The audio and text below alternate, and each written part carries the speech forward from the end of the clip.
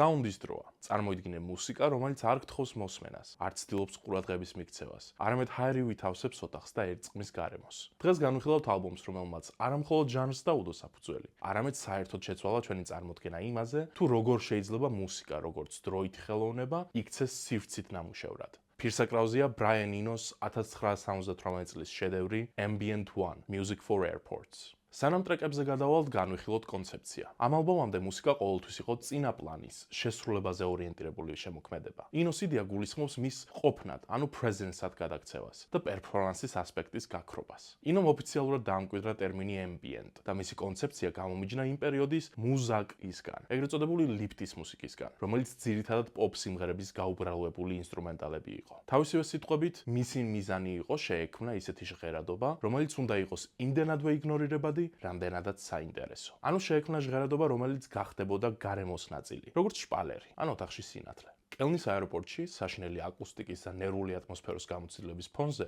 ინოს დაებადა ალბომის იდეა, რომელიც ამ გარემოს ჩაანაცვლებდა და ადამიანს ფრენის შიშს და სიკვდილზე ფიქრს განუქარვებდა. მაგრამ როგორ უნდა შექმნა ასეთი ხმა? ბრაიან ინომ ტრადიციული კომპოზიციური სტრუქტურა გვერდით გადადო და გამოიყენა ეგრეთ წოდებული ტეიპ ლუპები, ანუ ფირის განმეორებითი ბრუნვები. სხვადასხვა სიგრძის ფირის ნაჭრებზე დატანილი ცალკეული ნოტები და ფრაზები, რადგან სხვადასხვა სიჩქარით და ინტერვალით ტრიალებდნენ, ნოტების თანხმდრა ყოველ ჯერზე ახალ კომბინაციას ქმნიდა და არასდროს მეორდებოდა. ეს არის გენერაციული მუსიკა, ანუ სისტემა, რომელიც თავად წარმოშობს მელოდიას. ალბომი 4 კომპოზიციისგან შედგება, კოდური სათაურებით. პირველი ნაწილის პირველი ნაწილის მეორე, მეორეს პირველი და მეორეს მეორე, რაც ნაწარმოებების ფიქციურ ხასიათს კიდევ ერთხელ ხაზს უსვამს. პირველი ნაწილი ალბომის ყველაზე ცნობილი მონაკვეთია. 17 წუთიან შედევრში ფორტეპიანოს მელოდია თითქოს ჰაერში კიდია, სივრცეში დაცურავს. ურიტმო დასაწყისისა და დასასრულის გარეშე განფენილი ხმოვანი ლანდშაფტია, სადაც ნოტების გამოჩენას და შეხვედრის მომენტის გამოცნობას უნდა შეეშვა, რომ დროის გაჩერების შეგრძნებამ ნამდვილად დაისადგუროს. ყურადღება უნდა მიაქციო პაუზებსაც, რადგან ისინი ხმის თანაბარ მნიშვნელოვანია. ამიტომაა აკუსტიკური გამჭვირვალობის ნიმუში. მეორე და მესამე ნაწილში ინო ვოკალს იყენებს, თუმცა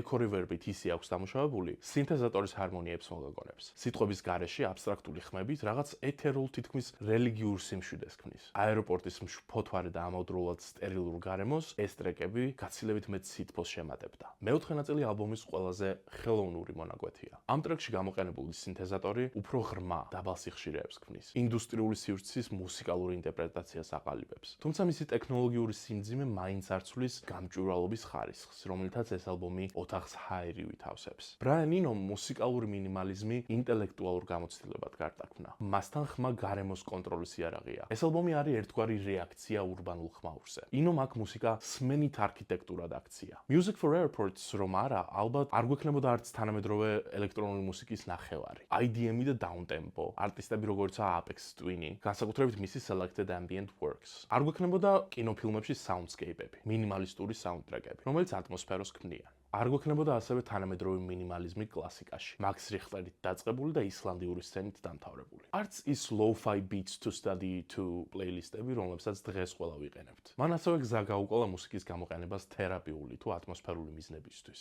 ინოს დამსახურებათა შორის ჩემი აზრით, თუმცა შედარებით უფრო აბსტრაქტული, ისაა, რომ მან წაშალა ზღვარი მუსიკოსსა და მსმენელს შორის. შენ აღარ უსმენ შემსრულებელს, არამედ იმყოფები მისი შემოქმედების შიგნით. ეს არის გადასვლა დროითი ხელოვნებიდან, როცა ვითარდება სიუჟეტი, სივრცით ხელოვნებაში, როცა უბრალოდ აკვირდები მდგომარეობას. ამ ალბომზე ხშირად მახსენდება ჩემი ერთ-ერთი საყვარელი ექსცენტრიული ავანგარდი კომპოზიტორი ჯონ კეიჯი. ალბათ კეიჯზე სალაპარაკოდ ცალკე ვიდეოს ჩაწერა დამჭირდება, მაგრამ ეს გახსენებაც შემთხვევითი არაა. ინოს განსაკუთრებული შთაგონების წყარო იყო კეიჯის წიგნი Silence, ანუ სიჩუმე.